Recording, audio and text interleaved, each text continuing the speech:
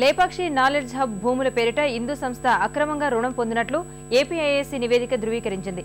జగన్ బినామీ పెట్టుబడులు ఉన్నట్లు భావిస్తున్న సంస్థలపైన సీబీఐ దృష్టి సారించింది. పలు దశల్లో జరిగిన పనుల వెనుక లీలలను శోధిస్తోంది. ప్రభుత్వ భూముల తాకట్టుతో వందల కోట్ల రుణాలు మంజూరు చేసిన బ్యాంకుల రికార్డులను సీబీఐ తాజాగా పరిశీలిస్తోంది. ప్రభుత్వం సేకరించిన 8,889 ఎకరాల భూమిని లేపాక్షి నాలెడ్జ్ హబ్ పేరిట లేపాక్షి సంస్థ గత ప్రభుత్వ హయాంలో పొందింది. అందులో 4,397 ఎకరాల భూమిని తాకట్టు పెట్టి హిందూ ప్రాజెక్టు సంస్థ వివిధ బ్యాంకుల నుంచి 790 కోట్ల రుణాలు తీసుకుంది. అందుకు నిరభ్యంతర పత్రం తీసుకుని ప్రభుత్వాన్ని మోసగించారని ఏపీఐఏసీ తాజా నివేదిక స్పష్టం చేసింది. లేపాక్షికి కేటాయించిన భూములను ఆ సంస్థ ప్రభుత్వానికి తెలియకుండానే హిందూ సంస్థకు బదిలీ చేసింది.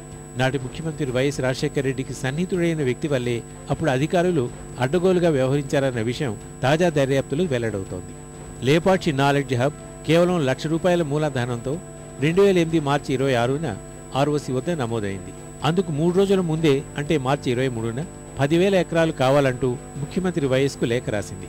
బెంగళూరు విమానాశ్రయానికి 70 కిలోమీటర్ల దూరంలో భూమి కేటాయించాలని కోరింది. ఈ మేరకు అనంతపురం జిల్లా కొండూరు, చిలమత్తూరు, మరిముక్కలపల్లి, నరముడిపల్లి మండలాల్లో జాతీయ రహదారిని ఆనుకుని ఉన్న భూములను ప్రభుత్వం సమకూర్చింది. 10 కోట్లు జమ చేస్తే భూములిస్తామని మార్చి 29న ఏపీఐఏసీ లేపాక్షి సంస్థకు లేఖ రాసింది. ఆ తర్వాత మే 6న 590 ఎకరాలు, అక్టోబర్ 29న 8,299 ఎకరాలను ఏపీఐఏసీ సమకూర్చింది. డిసెంబర్ 22న లేపాక్షి సంస్థతో ప్రభుత్వం అవగాహన చేసుకుంది. ఒప్పందం ప్రకారం ఆ సంస్థ 10,000 కోట్ల పెట్టుబడులకు హామీ ఇచ్చింది. పరిశ్రమలు ఏర్పాటు చేసి 1,00,000 ఉద్యోగాలు ఇస్తామని తెలిపింది. ఈ హామీకి ప్రతిగా లేపాక్షికి 5 ఏళ్ల పాటు వ్యాట్, భూ రిజిస్ట్రేషన్ సుంకం మినహాయింపుని ఇచ్చింది. ఏపీఐఏసీ పరిధిలోని ప్రభుత్వ భూమిని ఎకరాకి ₹50,000కే లేపాక్షికి కట్టబెట్టింది.